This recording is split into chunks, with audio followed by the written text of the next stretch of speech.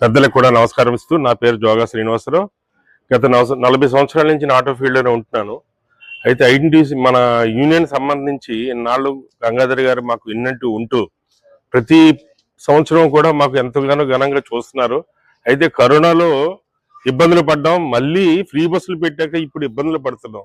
ఇబ్బందులు పడ్డం అంటే మామూలుగా కాదు, చాలా విపరీతంగా ఎవరికి చెప్పుకోలేని రీతిలో మేము బాధలు పడుతున్నాం. బాధలు ఎవరికి చెప్పాలో తెలియక క్రిస్మస్ అయింది. క్రిస్మస్కి ఏ విధమైన ఒక పిల్లలకి బట్టలు కొనాలన్నా, ఇంట్లో పిండి వంటలు వండుకోవాలన్నా ఏ విధమైన లేక, వ్యాపారాలు లేక చాలా ఇబ్బందులు పడుతున్నాం.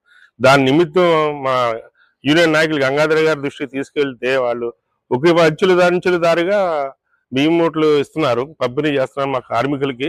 ఈ పండగన్నా సంతోషంగా చేసుకోండి అని చెప్పేసి వారు ఇచ్చిన భరోసాతో మా కుటుంబంలో మా ఇంటికి వచ్చి అల్లుళ్ళు కానీ కూతురు కానీ ఏం పెట్టాలో మాకు తెలియని స్థితిలో ఇవాళ ఈ మూటలు ఇస్తున్నారంటే మాకు చాలా ఆనందంగా ఉంది. ఇది ఒకరితోటే పోయేది కాదు, ప్రతి ఒక్కరు కూడా స్పందించాలి.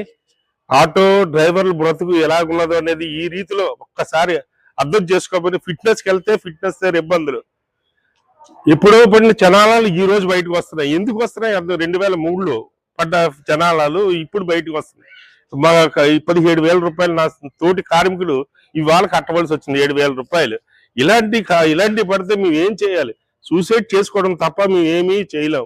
ఒకే ఫైనాన్స్ ఇబ్బందులు, ఒకళ్ళ చేయి చాచి అడగలేని పరిస్థితి. వయసు చూస్తే మీద పడుతుంది, పిల్లలు చూస్తే ఇంటికాడ ఉన్నారు. ఈ పిల్లలతో మేము ఏ విధంగా బ్రతకాలో మాకు అర్థం కావడం లేదు. ప్రభుత్వం ఇస్తుంది 15,000 రూపాయలు. దేనికి ఇస్తుందండి 15,000 రూపాయలు? ఆ రోజుకి ఆ బండి బాగు చేయించుకొని కొన్నాళ్ళు నడుపుతున్నాం, కొన్నాళ్ళు తిప్పుతున్నాం, కానీ మళ్ళీ దానికి ఫిట్నెస్ కావాలంటే 15,000 రూపాయలు కాదు, 25,000 30,000 రూపాయలు ఫిట్నెస్కి అవుతుందండి. ఇది వరకు 750 రూపాయలు చనాలు ఉండి ఇది ఇవాళ రోజున అంత ఎంతో బంగారం రేటు పెరిగినట్టు పెరిగింది.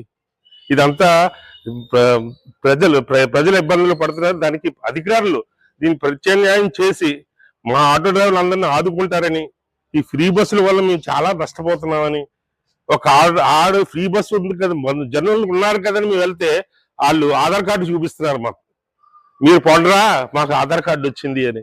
ఆధార్ కార్డు పెట్టుకుని ప్రయాణం చేస్తున్నారు. మీ ఏమైపోవాలండి? ఏం చెప్పమంటారు? ఏం చెయ్యాలని మీరు చేతుల్లోనే ఉంది. ఫ్రీ బస్సు లేని నాళ్ళు కొన్నాళ్ళు ఏదో తిన్నాం.